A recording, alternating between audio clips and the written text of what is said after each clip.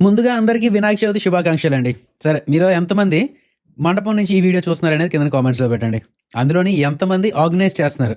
మీ ఊరి కమిటీ అనో, youth association అనో, లేక అపార్ట్మెంట్ తరపు నుంచి ఒక బొమ్మ పెట్టడమనో ఇలా పెట్టి మీరు ఆర్గనైజ్ చేస్తున్న వాళ్ళు ఎంతమంది అనేది కింద కామెంట్స్‌లో పెట్టండి. నా సైడ్ నుంచి చెప్పదలుచుకుంది ఒకటే, ఇలాంటి రోజులు మళ్ళీ రావు. సో, ఎంజాయ్ చేయండి. సరే, మార్కెట్ విషయానికొస్తే నిన్న మనం గట్టిగా పడ్డాం. ఇంచుమించు 1%, 1.2% అలా పడిపోయాం. అండ్ మోస్ట్ ఇంపార్టెంట్‌లీ ఏంటంటే లాస్ట్ 1 అవర్ ఆఫ్ ద ట్రేడ్‌లో ఎక్కువ ఫాల్ అయిందనమాట.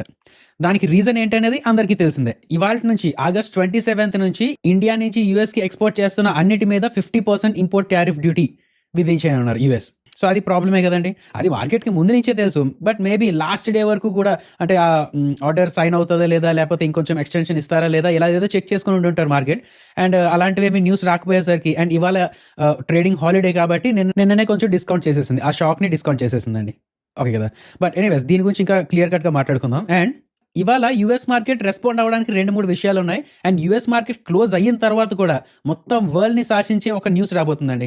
ఆ న్యూస్ ఏంటనేది చూద్దాం. అండ్ దాన్ని మనం ఎలా అర్థం చేసుకోవాలి, రేపు మార్నింగ్ మార్కెట్ అవ్వకముందు ఏ అనాలిసిస్ చేయాలి అనేది చూద్దాం. చైనా మార్కెట్స్ బాగా ఫాలో అవుతున్నాయి. దాని తాలూకా ఇంపాక్ట్ ఏమైనా ఉండబోతుందా అనేది చూద్దాం. మిగతా స్టాక్స్ అని, సెక్టర్స్ అని వీటి కోసం కూడా చూద్దామండి. వీడియో మంచి ఇంట్రెస్టింగ్‌గా, ఇన్ఫర్మేటివ్‌గా ఉండబోతుంది. వీడియో లాస్ట్ వరకు చూడండి.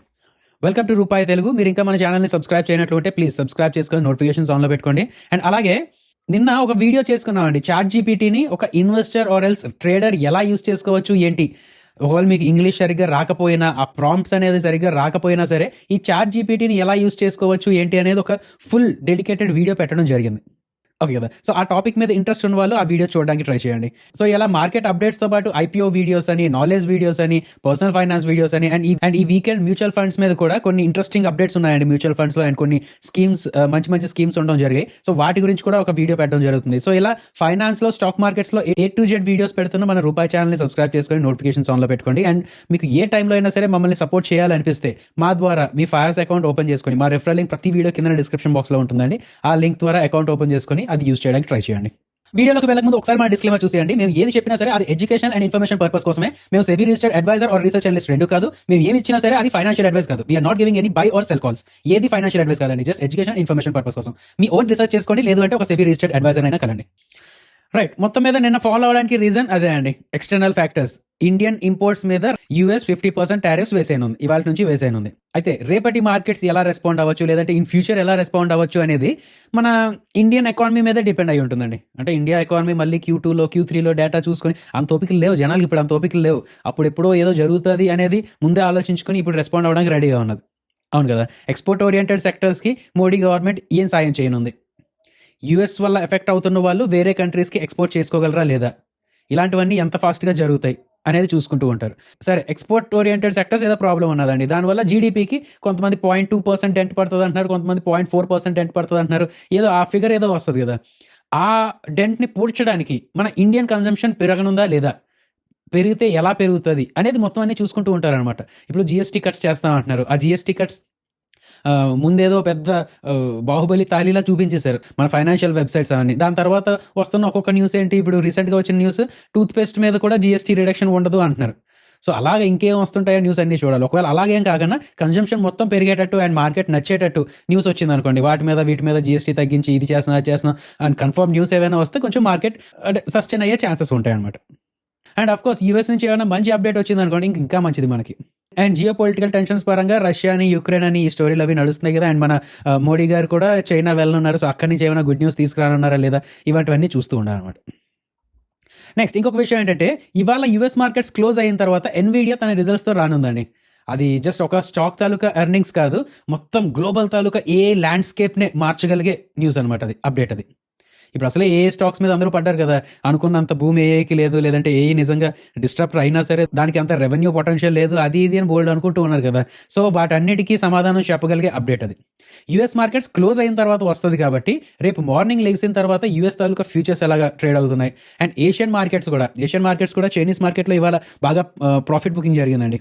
సో, ఆ చైనీస్ మార్కెట్స్ అని అది కాదు, హాంకాంగ్ అదే ఈ ఏషియన్ మార్కెట్స్, మిగతా ఏషియన్ మార్కెట్స్ కూడా ఎలా రెస్పాండ్ అవుతున్నాయి ఏంటి అనేది చూసుకొని, అఫ్కోర్స్ మన గిఫ్ట్ నిఫ్టీ కూడా చూసుకొని అవన్నీ ఇంక్లూడ్ చేసుకొని అప్పుడు అనాలిసిస్ చేసుకోవాలి. మ్యాక్రో పరంగా ఇదండి. నౌ స్టాక్స్ పరంగా మాట్లాడుకోవాలంటే మీరు గమనించారో లేదో, మనం చాలా రోజుల నుంచి ఫేస్ చేస్తున్న ప్రాబ్లం ఏంటంటే, ఒక న్యూస్ వస్తది. ఇంక ఈ న్యూస్ వల్ల ఈ స్టాక్ ఎక్కడికో వెళ్ళిపోతది బాబోయ్! అది ఇది అని చెప్పేసి ఆ స్టాక్ పరిగెడుతూ ఉంటది. దాని వెనకాల మనం కూడా పరిగెడుతుంటాం. అన్నీ జరుగుతూ ఉంటాయి. దాని తర్వాత రోజు మేనేజ్మెంట్ బయటకొచ్చి చెప్తదనమాట. ఛా! ఆ న్యూస్‌కి మాకు సంబంధం లేదు. అది ఎవరో ఏదో యేసుకున్నారని చెప్పి. నేను నా పర్సనల్‌గా చెప్తున్నానండి. నేను నా పర్సనల్‌గా వీడియోస్‌లో చెప్పేటప్పుడు కూడా అంటే ఆ మాటల్ని బాగా సెలెక్ట్ చేసుకొని మాట్లాడదాం అనుకుంటూ ఉంటాను. ఇది యాస్ పర్ సోర్సెస్ అండి. కన్ఫర్మ్ న్యూస్ కాదండి. ఆళ్ళేదో అనుకుంటూ ఉన్నారు. కంబైన్డ్‌గా ఫైనాన్షియల్ వెబ్‌సైట్స్ అన్నీ కంబైన్డ్‌గా కూడా కాదనమాట. ఏదో ఒక వెబ్‌సైట్‌లో ఒకటుంటది. సో, అంటే మాక్సిమం అలా చెప్పడానికి ట్రై చేస్తాను. ఎక్కడైనా మాటలు కొంచెం అక్కడ ఇక్కడ మిస్ అయినా సరే, మీరు చెక్ చేయాల్సిందేంటంటే, ఆ న్యూస్ ఏదైతే ఉన్నాదో అది జెన్యూనా కాదా? ప్రాపర్ సోర్స్ నుంచి వచ్చిందా కాదా? అనేది చూస్తూ ఉండాలనమాట. రీసెంట్‌గా మ్యాజిగాన్ డాక్ షిప్ బిల్డర్స్ మనం చూసాం కదా! 70,000 కోట్ల ఆర్డర్ అది ఇది ఏదో అనుకున్నాం. దాని తర్వాత రోజు వచ్చి ఆళ్ళు సింపుల్‌గా చెప్పేసారు. లేదు అలాంటి డిస్కషన్స్ ఏమి అవ్వట్లేదని చెప్పి. అవునా కదా! దాని తర్వాత కూడా మ్యాజిగాన్ డాక్ షిప్ బిల్డర్స్‌లో జర్మన్ షిప్ బిల్డర్స్‌తో ఏదో టైప్ అవుతున్నారని చెప్పడం. నెక్స్ట్ హెచ్ఏఎల్ నుంచి కూడా ఒక హెచ్ఏఎల్ వాళ్ళు ఇంకొకరికి ఆర్డర్ ఇస్తున్నారని చెప్పడం. ఇలాంటి బోల్డ్ న్యూస్ అయితే వస్తూ ఉన్నాయండి. సో, అవి జెన్యూనా కాదా అనేది ఎలా వెరిఫై చేసుకోవాలి అనేదే ఈ వీడియో తాలూకు మెయిన్ థీమ్ అనమాట. ఈ వీడియోలో చెప్పుకుంటున్న న్యూస్‌ని అవి జెన్యూనా కాదా అని ఎలా వెరిఫై చేయాలి ఏంటి అనేది క్లియర్ కట్‌గా చెప్తానండి. మీరు కాన్సంట్రేషన్‌తో చూసి మీరు అలవాటు చేసుకోండి అలాగా. రైట్. ఫస్ట్ వారీ ఎనర్జీస్ లిమిటెడ్. వారీ ఎనర్జీస్ లిమిటెడ్‌లో న్యూస్ ఇదండి. US subsidiary secures 452 megawatt solar module order. దీన్ని ఎలా డీకోడ్ చేసుకోవాలి ఏంటి అనేది నేను చెప్తాను మీకు. అంటే ఒక్కొక్కటి మీకు అర్థమవుతూ ఉంటుంది. బట్ నేను డీకోడ్ చేసుకొని చెప్తానండి. బట్ ఇది కరెక్టా కాదా? 452 మెగావాట్ తాలూకా సోలార్ మాడ్యూల్ ఆర్డర్ దీనికి వచ్చిందా లేదా అనేది మనం చూడాలి. అంతే కదా! దానికి డిఫరెంట్ సోర్సెస్ అనేది చెక్ చేసుకుంటూ ఉండొచ్చు. ఒకటి డైరెక్ట్ సోర్సెస్ అయితే ఎన్ఎస్‌సి, బీఎస్‌సి ఇలా ఎక్స్‌చేంజెస్‌లో వాళ్ళు డైరెక్ట్‌గా ఫైల్ చేస్తారు కాబట్టి అక్కడ చెక్ చేసుకోవచ్చు. లేదంటే ఆ కంపెనీ తాలూకా వెబ్‌సైట్‌లో కూడా చెక్ చేసుకోవచ్చు. బట్ కొంచెం ఇంకా సింప్లిఫైడ్‌గా ఉండడానికి ఏంటంటే ఫస్ట్ స్క్రీనర్ వెబ్‌సైట్‌లోకి వెళ్ళండి. ఇక్కడ వారీ ఎనర్జీస్ లిమిటెడ్‌ని ఓపెన్ చేసుకొని ఆ కిందకి వెళ్తే చూడండి ఇక్కడ అనౌన్స్‌మెంట్స్ అని ఉంటది. అనౌన్స్‌మెంట్ అండర్ రెగ్యులేషన్ 30 చూడండి రిసిప్ట్ ఆఫ్ ఆర్డర్. ఇక్కడ వారీ ఎనర్జీస్ తాలూకా ఇంటిమేషన్ ఉన్నదండి. ఎవరికి? బీఎస్‌సికి, ఎన్ఎస్‌సికి ఇద్దరికి. ఏమంటున్నారు వీళ్ళు? This is to inform you that Waaree solar Americas, a subsidiary company of Varii Energies, has received an order on August 26 to supply 452 solar modules. 452 solar modules. So కరెక్టే అండి. News అయితే confirmed. And దాని తాలూకా order తాలూకా details అన్ని ఇక్కడ చూడొచ్చు. So first step అనేది clear అయిపోయింది. ఇది కన్ఫర్మ్ న్యూసే. అండ్ ఇంకొకటి ఏంటంటే అంటే మీరు ఒకవేళ ఫ్రెష్‌గా ఆ స్టాక్‌లో ఇన్వెస్ట్ చేసుకోవాలి, న్యూస్ బేస్డ్‌గా చూసుకోవాలి అన్నప్పుడు ఇదనే కాదు ఏ న్యూస్ వచ్చినా సరే మీరు తాపీగా ఎప్పుడో సాయంకాలం కూర్చొని ఆలోచించుకుంటాను, నెక్స్ట్ రోజు కూడా కన్ఫర్మ్ చేసుకుంటాను అది ఇది అంటే ఇప్పుడు రోజులు అవి కాదండి. అంటే మీరు కన్ఫర్మేషన్ తీసుకోవాలి okay. But as soon as possible తీసుకోవాలనమాట. అండ్ ఇంకొకటి మీరు బాగా గమనిస్తే నిప్పు రాందే పొగరాదు అంటారు. ఆ కాన్సెప్ట్ మీద వెళ్ళిపోతుంది. స్టాక్ మార్కెట్స్ వెళ్ళిపోతున్నాయండి. ఏ స్టాక్ మీదైనా ఎక్కడైనా ఉప్పు అందుతుందా అన్నట్టు ఇన్వెస్టర్స్ చూస్తూ ఉంటారన్నమాట. పెద్ద ఇన్వెస్టర్స్. ఇప్పుడు మనం అందరం ఏంటండి మన పనులు మనం చూసుకుంటాం. ఇంటి దగ్గర కూర్చుంటాం. న్యూస్ వెబ్‌సైట్ చూసుకుంటాం. ఏదో చేస్తుంటాం. బట్ పెద్ద ఇన్వెస్టర్స్ ఏం చేస్తారు? ఫర్ ఎగ్జాంపుల్ వారీ ఎనర్జీస్‌లో ఎవరైనా ఇన్వెస్ట్ చేసుకోవాలనుకున్న వాళ్ళు పెద్ద ఇన్వెస్టర్స్ వాళ్ళ తాలూకు ఒక మనిషిని ఈ ఆఫీస్ దగ్గర పెడతారు. ఆఫీస్ దగ్గర ఉండేవాడికి అదే పని అనమాట. వారీ ఎనర్జీస్‌కి ఎక్కడెక్కడి నుంచి ఆర్డర్స్ వస్తున్నాయి లేదంటే అట్లీస్ట్ ఇప్పుడు యూఎస్ సబ్సిడరీ నుంచి 452 మెగావాట్ తాలూకు ఆర్డర్ వచ్చిందండి. అది మనకి వచ్చిన తర్వాత తెలిసింది. వాళ్ళు ఇంటిమేట్ చేసిన తర్వాత తెలిసింది. బట్ ఇది ఆర్డర్ రావాలి అంటే ఒక నెల రోజుల ముందు నుంచి ఏదో ఎక్సర్సైజ్ జరుగుతూ ఉంటుంది కదా! సో అవన్నీ వాళ్ళకి తెలిసిపోతూ ఉంటాయి అనమాట. ఇన్‌ఫాక్ట్ ఈ ప్రమోటర్స్ అయినా లేదంటే మేనేజ్మెంట్ అయినా ఎక్కడికెళ్తున్నారు, ఎక్కడ ఎక్కువ విజిట్ చేస్తున్నారు, ఫోన్‌లో ఎవరితో ఎక్కువ మాట్లాడుతున్నారు ఇలాంటివి కూడా గమనిస్తూ ఉంటారనమాట. అదే కదా! సో మీకు చెప్పదలుచుకుంటుంది ఏంటంటే చిన్న ఉప్పు అందినా సరే యాక్ట్ అయిపోదాం అని చాలా మంది చూస్తున్నారు. సరే ఎనీవేస్ ఇప్పుడు వారీ ఎనర్జీస్ పరంగా మాట్లాడుకోవాలి అంటే ఇప్పుడు ఈ న్యూస్‌కి ఒక 3 క్వెషన్స్ ఉన్నాయి. ఒకటి యూఎస్ ఏంటంటే ఇండియా నుంచే కాదు ఎక్కడి నుంచి సోలార్ ఇంపోర్ట్స్ చేసుకున్న టారిఫ్స్ పెంచేస్తున్నారు. అండ్ యాంటీ డంపింగ్ డ్యూటీస్ విధిస్తున్నారు. సో ఇలాంటి టైంలో కూడా వారీ ఎనర్జీస్‌కి 452 మెగావాట్ తాలూకు ఆర్డర్ ఎలా వచ్చింది?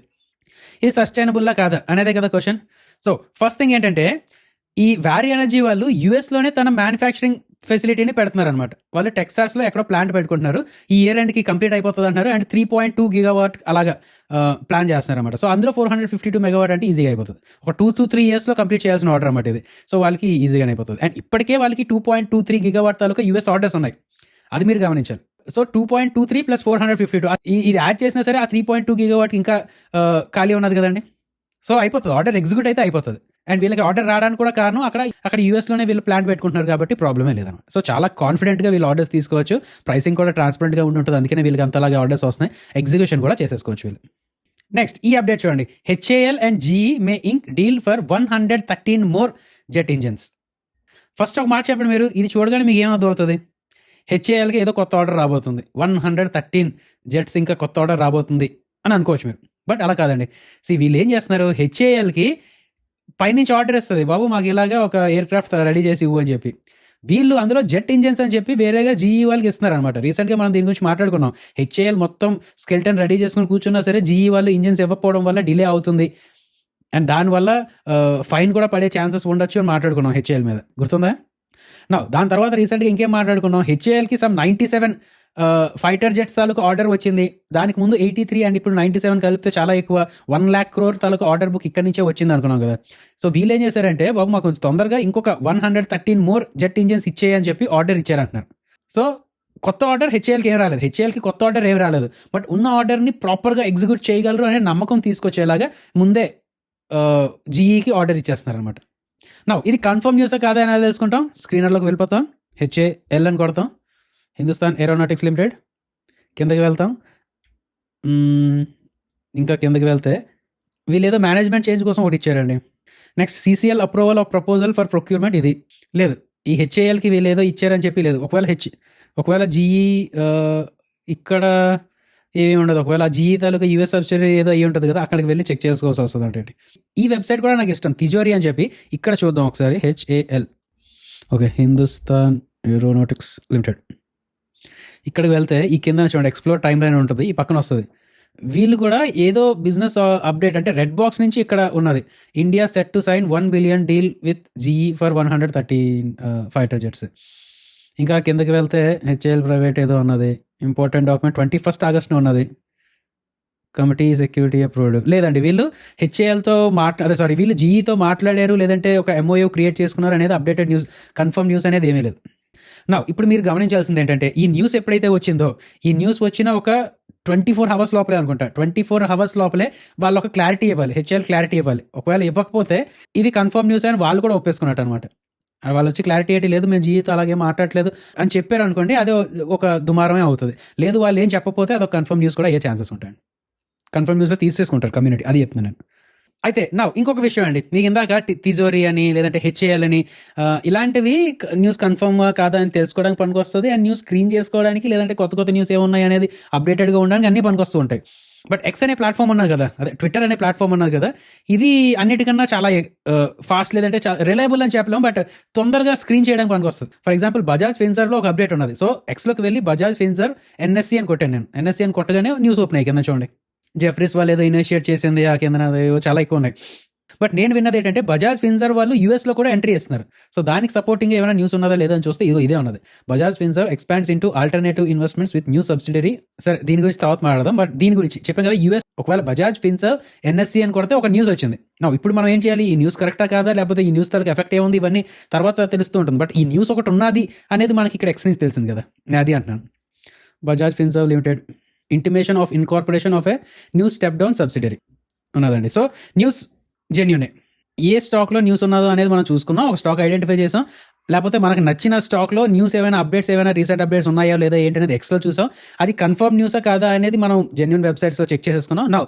నెక్స్ట్ థర్డ్ స్టెప్ ఏంటి, ఆ అప్డేట్ ఏంటి అనేది అనాలిసిస్ చేసుకున్నాం. ఇప్పటివరకు మనం రీసెర్చ్ చేసాం, ఒక ఇన్ఫర్మేషన్ని పట్టడం, దాని జెన్యూనిటీ వెరిఫై చేయడం, ఇలాంటివన్నీ రీసెర్చ్ అండి. ఇప్పటివరకు రీసెర్చ్ చేసాం. ఇప్పుడు మనం అనాలిసిస్ చేసి దాని బ్రేక్ డౌన్ ఏంటనేది చూసి దాని తాలూకు ఎఫెక్ట్ స్టాక్ మీద ఎలా ఉండొచ్చు ఏంటి అనేది మనం చూసుకోవాలన్నమాట. అంతే కదా. సో ఇప్పుడు ఏంటి అప్డేట్ ఏంటి, బజాజ్ ఫిన్సర్వ్ యూఎస్లో ఒక కొత్త కంపెనీని స్టార్ట్ చేస్తుంది, ఓకే కదా. బట్ దా ఇన్వెస్ట్మెంట్ ఎంత, దగ్గర 85,000 crores కాదు, ఇనీషియల్ సబ్స్క్రిప్షన్ ఆఫ్ $1,000, 85,000 రూపాయలు మాత్రమే పెడుతున్నారండి. ఏంటి ఇంత పెద్ద కంపెనీ అంత చిన్న ఇన్వెస్ట్మెంట్ ఏంటి, యూఎస్లో ఏం చేయబోతుంది ఏంటి అనేది డౌట్ అన్నమాట. అర్థమైందా? చూడండి, ఏదో ప్లేన్గా అనిపిస్తుంది, కానీ మీరు ఒకసారి అర్థం చేసేసుకుంటే, రీసెర్చ్ ఎలా చేయాలి, అనాలిసిస్ ఎలా చేయాలి అనేది అర్థం చేసేసుకుంటే మంచి ఇంట్రెస్టింగ్గా ఉంటుందండి. సరే, ఎనీవేస్, వీళ్ళు బజాజ్ టెక్నాలజీ సర్వీసెస్ అనే ఒక కొత్త సబ్సిడరీని క్రియేట్ చేసి డీల్వేర్ అనే స్టేట్లో రిజిస్టర్ చేశారు. కేవలం $1,000, 85,000 రూపీస్, అలాగా 100% స్టేక్ ఇన్వెస్ట్మెంట్తో వాళ్ళు అక్కడ సబ్సిడరీ ఓపెన్ చేసుకున్నట్టు అనమాట. ఎందుకు అంటే, ఇప్పుడు ఈ ఇన్వెస్ట్మెంట్తో, ఈ $1,000 ఇన్వెస్ట్మెంట్తో యూఎస్లో వీళ్ళు ఒక లీగల్ ఎంటిటీ అయిపోయారు. సో రేపు ఏవైనా బిజినెస్ ఆపర్చునిటీస్ వస్తే వీళ్ళు వెంటనే స్కేల్ చేయడానికి రెడీగా ఉన్నట్టండి.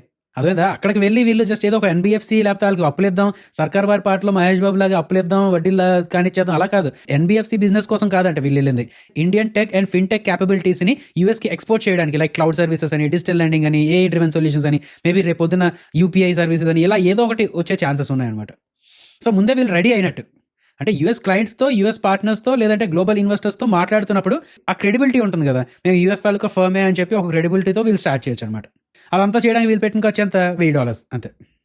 అది ఇప్పుడు మార్కెట్ దీన్ని బాబు మీరు $1000తో పెట్టారు, రేపు పొద్దున మంచి లాభం తెచ్చుకుంటారు, అది ఇదని చీరప్ చేస్తారా అంటే లేదండి. ఇది ప్రస్తుతానికి బజాజ్ ఫిన్సర్వ్ తాలూకా ఉద్దేశం అనమాట, వాళ్ళ ప్లాన్ ఇది. ఈ ప్రాపర్గా ఎగ్జిక్యూట్ చేయగలదు, లేదంటే ఫ్యూచర్లో ఇది రాగలదు అది రాగలదు అనే నమ్మకం ఇన్వెస్టర్స్కి తీసుకురావాలి వీళ్ళు. లేదంటే ఇన్వెస్టర్స్ వీళ్ళతో మాట్లాడుతూ ఉంటారు కదా. సో ఒకటి కన్ఫర్మ్ ఏంటంటే బజాజ్ ఫిన్సర్వ్ యూఎస్లో ఎంట్రీ అవ్వబోతుంది, అదైతే కన్ఫర్మ్. బట్ దాని తాలూకు ఇంపాక్ట్ ఎలా ఉంటుంది ఏంటి అనేది చూసుకుని అప్పుడు రియాక్షన్స్ వస్తూ ఉంటాయండి. నెక్స్ట్ ఇంకా ఓలా ఎలక్ట్రిక్లో ఒక మంచి న్యూస్ అన్న, చాలా మంచి న్యూస్ ఇది. PLI సర్టిఫికేషన్ వచ్చేసింది అంటున్నారు. నౌ ఇది కన్ఫర్మ్ న్యూసా కాదా చెక్ చేద్దాం మనం. ముందు తిజోరీలో చూద్దాం. Explore time lines. 26th ఆగస్ట్న ఒక పబ్లిక్ డాక్యుమెంట్ ఉన్నది, ప్రెస్ రిలీజ్ ఉన్నది. వీళ్ళు ఇక్కడ చెప్పేశారు ఏమని, Ola electric secures PLI certification for it's Gen 3 scooter portfolio. So news confirmed అని, రీసెర్చ్ అయితే అయిపోయింది ఇక్కడికి. ఇప్పుడు మనం అనాలిసిస్ చేయాలి ఏంటి, దీనివల్ల మార్కెట్ పెరగాల్సి, దీనివల్ల ఓలా ఎలక్ట్రిక్ పెరగాల్సిన అవసరం ఏమన్నదా. PLI సర్టిఫికేషన్ వచ్చింది అంటున్నారు, దీనివల్ల 13 to 18% of the determined sales taluka incentives వస్తాయి అంటున్నారు. అంటే వీళ్ళు ఫర్ సపోజ్ ఒక $1,00,000 ఒక బైక్ అమ్మారు, ఒక స్కూటర్ అమ్మారు అనుకోండి. $1,00,000 వీళ్ళు అమ్మిన తర్వాత ఆ ఇన్వాయిస్ గవర్నమెంట్కి సబ్మిట్ చేస్తే వాళ్ళు 13,000 నుంచి 18,000 రూపాయలు వీళ్ళకి ఇవ్వచ్చు అనమాట 2028 వరకు. సో ఇక్కడ నుంచి వీళ్ళు ఎన్ని సేల్స్ చేస్తే అంత మంచిదా కదా. $1,00,000 వీళ్ళు సేల్ చేస్తున్నారంటే అందులో ప్రాఫిట్ ఎంత అండి, ఇంకేం ప్రాఫిట్, ఇంకా లాస్ కదా. వీళ్ళంతా ఇంచుమించు ఒక $1,00,000 అమ్ముతున్నారు అంటే దాని మీద 1,40,000 1,80,000 అంతా కూడా పెట్టేస్తున్నారు. ఎబిట్టా కూడా నెగిటివ్లో ఉన్నారు కదా వీళ్ళు. సో అందులోంచి ఆ లాసెస్ నుంచి కొంచెం గవర్నమెంట్ ఇవ్వడం అనేది ఒక మంచి. సో ఇఫ్ సపోజ్ వీళ్ళు ఇక్కడే వీళ్ళ తాలూకా ఓన్ ఎబిట్టా మార్జిన్సే బాగా పెంచుకుంటూ అక్కడి నుంచి కొంచెం అట్లీస్ట్ ప్రాఫిట్లోకి వచ్చి, అండ్ అది కాకుండా అడిషనల్గా గవర్నమెంట్ నుంచి 13 to 18% ఇన్సెంటివ్స్ వస్తున్నాయి కాబట్టి అవి కూడా కలిస్తే మేబీ అదే మరి పాజిటివ్ గురించి మాట్లాడలేం కానీ బాగుంటుంది కదా, ఎర్నింగ్స్ బాగుంటాయి.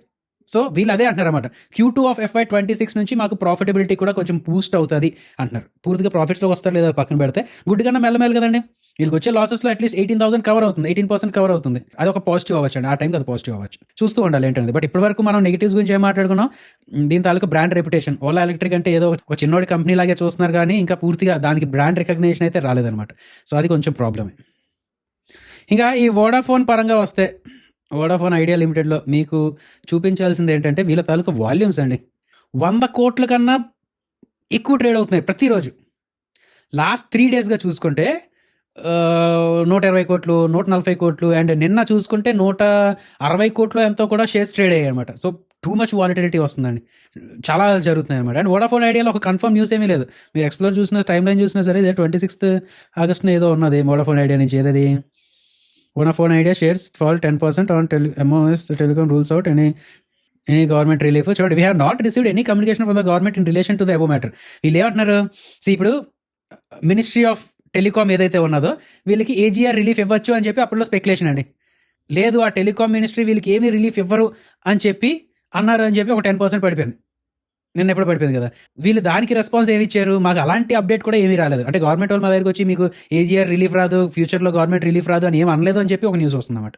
సో అవును అనడానికి కన్ఫర్మేషన్ లేదు, లేదు అనడానికి కన్ఫర్మేషన్ లేదు, ఏమీ లేదండి. ప్యూర్ స్పెక్యులేషన్ నడుస్తూ ఉన్నది. చాలా జాగ్రత్తగా ఉండాలి, ఇలాంటి స్టాక్స్తో చాలా జాగ్రత్తగా ఉండాలండి. బట్ అదే ఎంటర్ అవ్వాల్సిన వాళ్ళు ఎంటర్ అవుతున్నారు, ఎగ్జిట్ అవ్వాల్సిన వాళ్ళు ఎగ్జిట్ అవుతున్నారు. కొంచెం పెరిగిన తర్వాత ఎగ్జిట్ అవ్వడం, మళ్ళీ పడిన తర్వాత కొంచెం బాటమ్ ఫిషింగ్ చేయడం, కొంచెం పెరిగిన తర్వాత అమ్మేయడం, ఇలాంటివి చాలా జరుగుతూ ఉన్నాయండి. మీరు ఏం చేసినా సరే ప్యూర్ స్పెక్యులేషన్ ప్లే అయిందండి.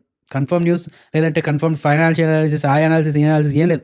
అండ్ ఇంకా ఫైనల్గా TCS కోసం మాట్లాడుకుంటే ఫస్ట్ ఒక పెద్ద కంపెనీ, అంటే ఇప్పటికీ చిన్న చిన్న కంపెనీస్ చాలామంది చీఫ్ AI ఆఫీసర్ అని చెప్పి అది ఇది అని చెప్పి కొన్ని కొత్త రోల్స్ ఇచ్చి కొత్త మనుషుల్ని ఒక డిజిగ్నేటెడ్ టీమ్ అనేది ఏర్పాటు చేసుకున్నారు. బట్ పెద్ద కంపెనీ, ఒక ఐటీలో పెద్ద కంపెనీ TCS సపరేట్గా AI అండ్ సర్వీసెస్ ట్రాన్స్ఫర్మేషన్ అనే యూనిట్ పెట్టారు. అండ్ ఆ యూనిట్కి గ్లోబల్ చీఫ్గా ఒక అతన్ని కూడా ఎంపిక చేసుకున్నారు.